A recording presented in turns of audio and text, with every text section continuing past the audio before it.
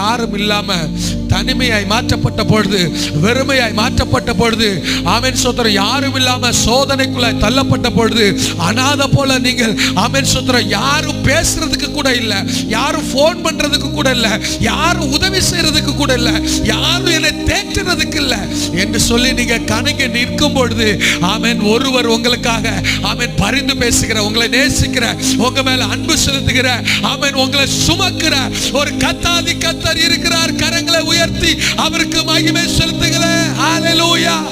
ஆனா ஒன்று மட்டும் தெரியும், நான் உங்க தோளில.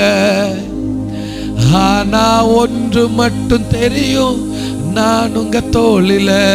சொல்லுங்க. ஆனா ஒன்று மட்டும் தெரியும், நான் உங்க தோளில. ஆனா ஒன்று மட்டும் தெரியும், நான் உங்க தோளில.